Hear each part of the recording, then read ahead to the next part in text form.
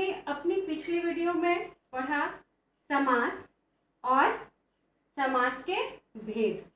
उसमें हमने अव्ययीभाव समास को पढ़ा। आज हम तत्पुरुष समास के बारे में पढ़ेंगे। तो सबसे पहले तत्पुरुष समास है क्या? तो तत्पुरुष समास में पहला पद पूर्व पद और उत्तर पद।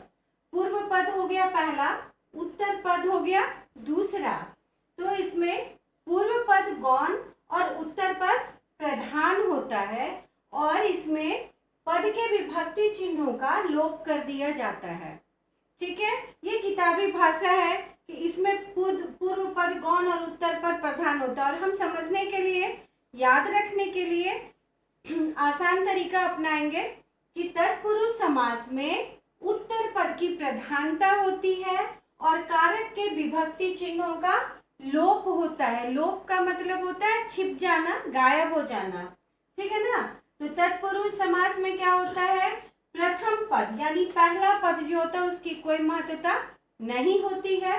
उत्तर पद यानी द्वितीय पद की प्रधानता होती है और कारक के विभक्ति चिन्हों का लोप हो जाता है, यानी वह कारक का जो विभक्ति चिन्ह है वह छिप जाता है। ठीक है, तो तत्पुरुष समास के भी भेद हैं। तत्पुरुष समास के 6 भेद हैं।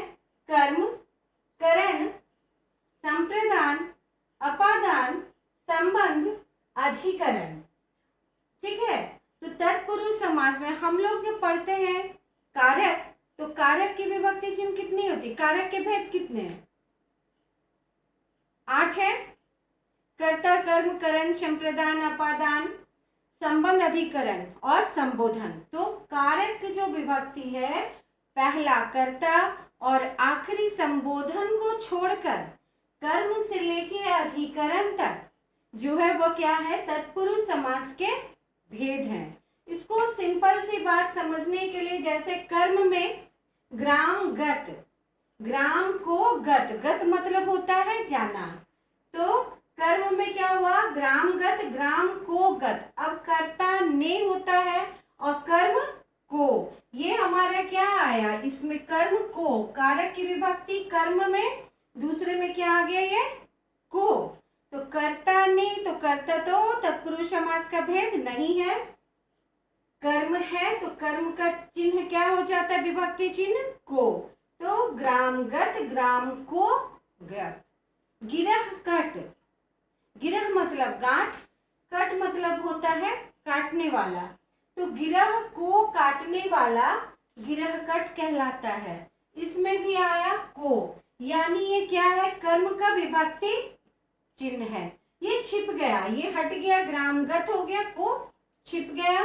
गिरह को काटने वाला, ये गिरह को काटने वाला हट के क्या बन गया? गिरह कट। समझ में आई बात कि तत्पुरुष समास में प्रथम पद की कोई प्रधानता नहीं होती है। इसमें द्वितीय पद प्रधान होता है जिसको उत्तर पद कहते हैं और कारक के विभक्ति चिन्हों का लोप होता है, यानी उसे हटा दिया जाता है, छिपा दिया जाता है। तत्पुरुष समास के 6 भेद हैं। पहला हमने पढ़ा कर्म तत्पुरुष समास। तो कर्म तत्पुरुष समास में इसकी विभक्ति चिन्हों का लोप होता है, इसको खो दिया जाता है। ये हमें शब्द में, समस्त पद में दिखाई नहीं देता है। दूसरा है करण। इसमें भी वही है, मन माना, मन माना, मन से माना हुआ। कोई भी काम कहते ना हम लोग एकदम अपना मन माना ढंग से करता है, यानी जो मन में हो गई उसी अनुसार हम काम कर रहे हैं। तो करण का क्या? मन माना, मन से माना हुआ। करण में क्या था? किसी साधन के द्वारा, किसी चीज के द्वारा हम काम कर रहे हैं। उसके बाद है शोकाकुल, शोक से आकुल, आकुल होता है मतलब व्याकुल। ठीक है ना? से, ये भी छिप गया यहाँ बीच में, शोकाकुल बन गया। मन से माना हुआ, क्या हो गया? मन माना। ठीक है, उसके बाद है संप्रदान।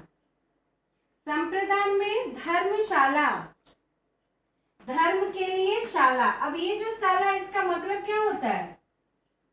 पाठशाला हम लोग बोलते हैं ना, पढ़ने के लिए शाला, यानी कोई जगह।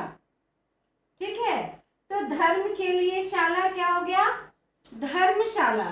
संप्रदान के लिए होता है, संप्रदान का विभक्ति चिन्ह क्या है? के लिए। तो इसमें जो है जब संप्रदान का उदाहरण हम लोग देते हैं, धर्मशाला बोलते हैं, तो इसको हम विग्रह करेंगे तो धर्म के लिए शाला हो जाएगा, और इसमें ये कारक के विभक्ति चिन्ह जो है संप्रदान, इसका लोप हो जाएगा और ये क्या बन जाता है, धर्मशाला। सत्याग्रह, सत्य के लिए आग्रह, आग्रह करना, निवेदन करना, ठीक है। अब सच बोलने के लिए किसी से आग्रह करना है, इतना लंबा हम लोग तो बोलेंगे नहीं, सत्य के लिए आग्रह, इसको शॉर्ट हम लोग क्या बोलेंगे, सत्याग्रह। तो इसमें भी के लिए का लोप हो जाता है और ये बन जाता है क्या, सत्याग्रह। इसमें हम लोग रसोई के लिए घर, पढ़ने के लिए घर, देव के लिए घर, देवालय, ऐसा हम लोग बोल सकते हैं। उसके बाद है अपादान, अपादान और करण, ये करण में भी से लगता है और अपादान में भी से लगता है, लेकिन इस करण का जो से है वह जुड़ने के लिए होता है, साधन के लिए होता है, और ये अपादान का जो से है ये अलग होने के लिए होता है, ठीक है।